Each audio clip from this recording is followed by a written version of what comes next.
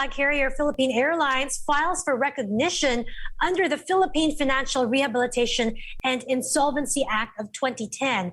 PAL President Gilbert Santamaria says the company filed for rehabilitation on Monday. This is another step to protect the airline from insolvency following PAL's filing for Chapter 11 bankruptcy in New York. Santamaria also calling on government to cut mandatory quarantine days imposed on both international and domestic travelers who are vaccinated.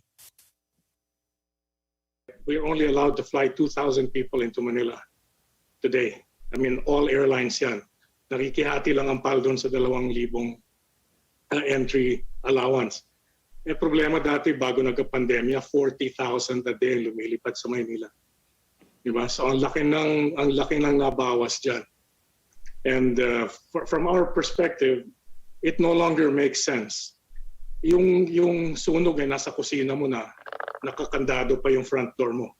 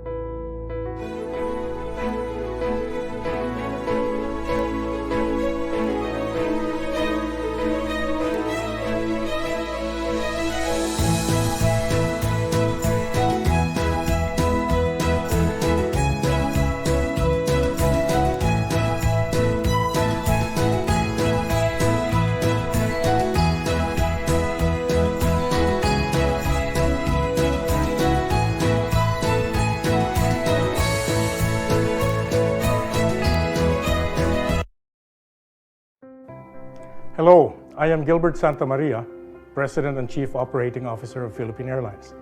Today, I want to give you an update on the steps we are taking to secure the full recovery of Philippine Airlines from a pandemic that has devastated the air travel industry.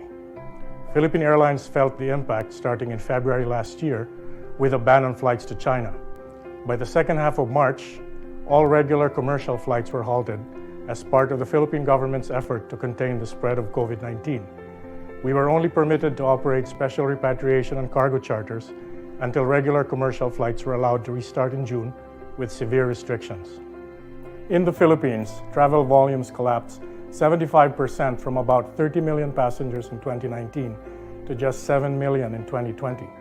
Philippine Airlines had to cancel more than 80,000 flights, inconveniencing more than 1.5 million passengers, stranding tens of thousands of Filipinos overseas and foreign guests in the Philippines, and wiping out more than $2 billion in revenue. We survived the last 11 months by stretching our liquidity through extraordinary cost control efforts and deferral of capital expenditures. Through all of this, Philippine Airlines has continued to fly with the support of all our stakeholders. Our major lessors and lenders deferred more than $360 million in aircraft lease and loan payments. Our suppliers extended payment terms even as they continued to provide us with goods and services. Our primary shareholder infused over $130 million in emergency liquidity, while we raised over $70 million from the sale of a non-strategic asset. Our employees contributed more than $60 million through voluntary pay cuts and extended leaves without pay in compliance with Department of Labor guidelines. The airline kept their jobs and sustained their medical benefits throughout 2020 as the pandemic was raging. We generated over $160 million in contribution margin from the restoration of regular commercial flights, beginning with selected routes at low frequencies in June, as well as from mounting all cargo and repatriation flights. We have gradually added routes and flights in line with the slow recovery of demand, but we are a long way from full restoration of our network. Today, we operate 21% of our pre-pandemic flights, serving 70% of our usual destinations. Last February, we announced the separation of 2,300 employees, including almost half who are leaving voluntarily for a retrenchment completed on March 12.